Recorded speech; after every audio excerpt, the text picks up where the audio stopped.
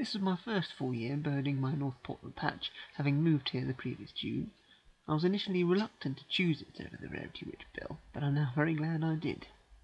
The patch consists of a few key areas: the North Island Sail Line sites of Ferrybridge, Portland Harbour and Chisel Cove, plus the scrub and field sites mid-island of Reap Lane, Suckthumb Quarry / Avalanche Road and Barley Craigs Lane, which I do a regular early morning walk round during spring and autumn passage. A few less important sites I visited occasionally included Blackner, Watery Lane, Vern Common, Wakeham and Pencastle Woods. I started the year on New Year's Day with a rush around the patch, bird race style, in appalling conditions, just scraping 53 species. However, these did include a woodcock flushed from Vern Common, a great skewer from Chisel Cove, the now regular black guillemot from Portland Castle, and best of all, a self-found second winter glaucous gull which flew through Chisel Cove.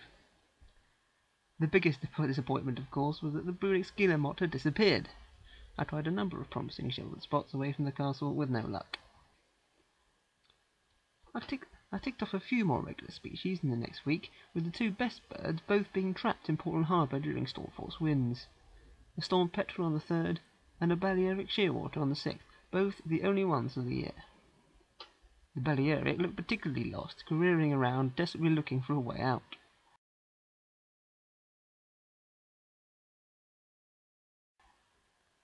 On the 8th, an eider was a useful addition at Portland Castle, with a long-tailed duck associating with the red-breasted merganser finally showing itself to me the next day, having been there all week. I managed a wave of ticks on the 10th, which included shelduck, golden eye, and a black redstart at Reap Lane. Having evaded me a few times, I eventually found the velvet scoter in the harbour on the 14th, with a red-throated diver on the sea off Chesil Beach in addition.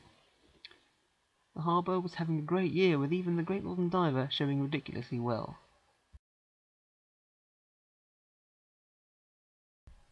Also on this day, I found my second glaucous gull of the year with the first winter bird at Ferrybridge. Just 6 days later, I found the third, with an adult Chesil off Chesil Beach. I shouldn't complain, but I was rather hoping to find something different by now. Towards the end of the month, a knot was scoped along the fleet, a barn owl was finally seen at a regular haunt, and Firecrest fell at Pencastle Woods. It was at this point when the weather started to get pretty gnarly. Although this was bad news for the birds, it did mean that I was able to add little gull, Manx shearwater, and puffin to the list, all in Chisel Cove, even though the latter was sadly only spotted in its death throes washed up on the beach. February otherwise passed by uneventfully for me, with a dipped leech's petrel in the harbour being a particular frustration. This quiet period lasted till right at the end of the month, when I was lucky to find one of the fleet's scorp, making a rare excursion into Portland territory. My search for white wingers, other than glaucs, was hampered by birds like this, a leucistic herring. Eventually, though, my perseverance paid off with the first winter Iceland gull in Chisel Cove one morning. February turned to March, and I was looking forward to spring migrants. A second Iceland joined the party at Ferrybridge, and then, on the 4th, I got a belter. A white winger flying through Chisel Cove appeared to me to have quite dark primaries, though I only got a brief view. I walked back down the west cliffs and struck lucky with a second winter Cumlian's gull in the cove below, probably the bird which had passed the bill 2 weeks earlier, a tidy 6-pointer. On the 12th, spring was truly here with my first wheatear at Barley Craigs Lane.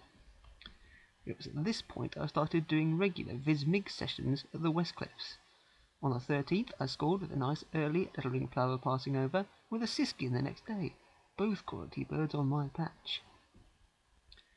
Then on the 15th, a red kite was flying around at the bill, and I was amazingly able to scope it from my patch, and then watch it fly off north with not being frozen in tow. On the 21st, I heard my first blackcap of the year at Vern Common, and then news of the first spring overshoot reached me, and what's more, it was on patch. The hoopoo was eventually seen at Wakeham, but it was tricky, spending its time in heavily wooded gardens. The spring was hotting up. Towards the end of the month, further ticks added, including my earliest ever redstart at Southwell, an Arctic skewer through Chisel Cove, and, taking a similar route, was the patch scarcity of Canada goose. The beginning of April proved that an early start was not necessary to find migrants, with a ring ouzel flashed from Barley Craigs Lane on the 2nd, and rich vein of tern migration at Ferrybridge on the 7th, with common Arctic and a little involved, all occurring late in the day. The 11th brought the first tree pipit and a reeling grasshopper warbler by Watery Lane. 2 days later I spotted a flock of waders from my flat window, probably curlew. I rushed outside, only to be confronted by an osprey cruising north along the cliffs. Quite a result. Shame I didn't have my camera though. Migration was really getting him going at this point, with fantastic swallow passage and a nice haul of migrants on the 14th that included a load more redstart and groppers, plus a fantastic male pied flycatcher at Verne Common. The next day completed the excellent run of 10 ticks in 3 days with a cracking session in Chisel Cove. Some wimbrel and a pomerine skewer led the seabird passage stakes, with pairs of common sandpiper and Slavonian grebe settled there, and best of all a merlin and a distant ringtailed hen harrier heading north. A few more unexpected stuff followed towards the end of April, such as windchat. However, a black tern in the cove on the 19th, a shorted owl in the fog by the Great Flame on the 24th, and a fantastic curlew sandpiper at Ferrybridge on the 25th were even more unwelcome. As was a rather brief blue-headed wagtail during strong overhead passerine patches at the West Cliffs on the 21st. May is sea-watching season, and after a slow start, things came to a head on the 5th with a fabulous all-day vigil at Chesil Beach. This produced the ticks of gadwall and roseate tern, but the highlight of course was the awesome spectacle of the mass migration of hundreds of waders, terns and skewers. For instance, a count of 47 pomerine skewer plus a few arctic.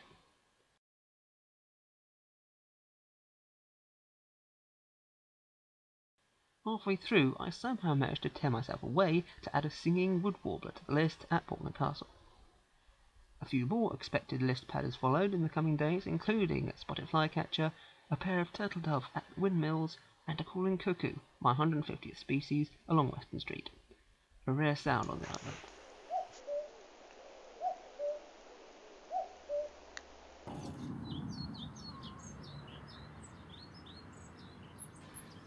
An even rarer one, though, was the singing pied flycatcher at Reap Lane on the 14th.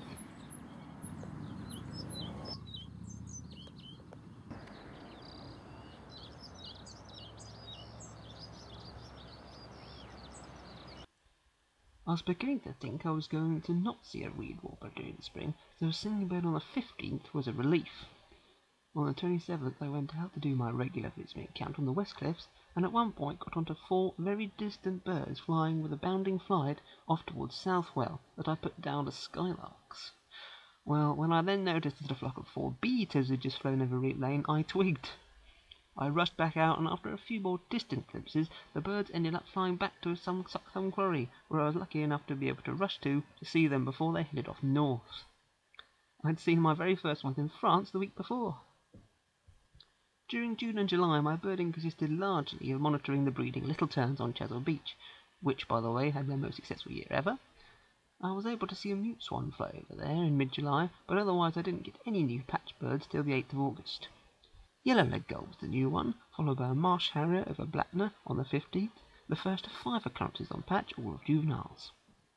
The next one I was able to see from my flat window, and later that same day I watched an osprey hunting at Ferrybridge, a quality raptor day.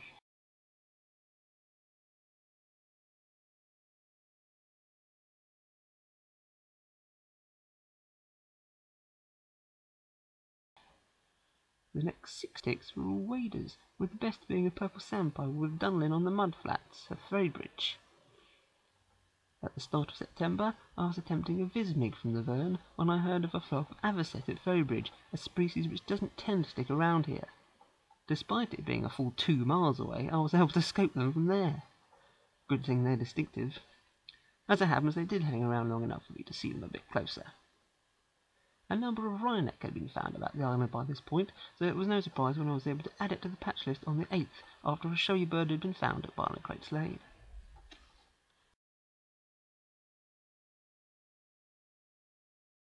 The 15th of the month brought the highlight of the year. I was at Watery Lane early afternoon when the gulls started to go mad. I looked up to see a pale juvenile honey buzzard coming straight towards me.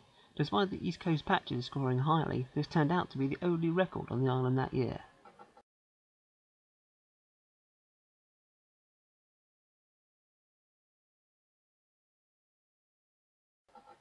Toward the end of the month, I discovered the return of the black guillemot at Portland Castle, and unsurprisingly added yellow-browed warbler to the southbound list with a bird heard at Southwell. Several more sightings were had of this Siberian sprite before the autumn was out.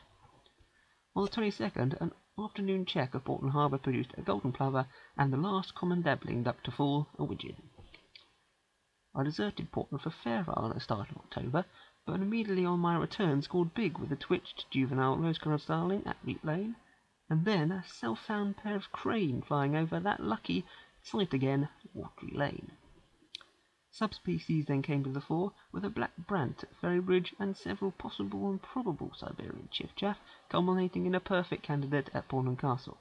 On the same day, I spotted a very late lesser white-throat at Western Street, presumably yet another of those interesting subspecies, though it couldn't be clinched somewhat inevitably. Then things went a bit mad. November had already started well when the Obbs Palace's warbler chose to relocate onto patch at Avalanche Road Hump, when, on the 13th, I entered the bushes nearby working on a hunch. I then heard the call.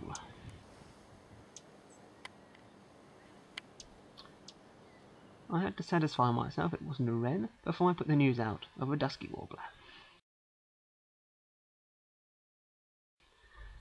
I'd thought I'd used my luck for the year until just 2 days later, when en route to put some time in at the dusky, I came across an all-too-brief hoopoo at Western Street. I went on to see it another couple of times over the next fortnight, including a remarkable crest-raising encounter with a sparrowhawk.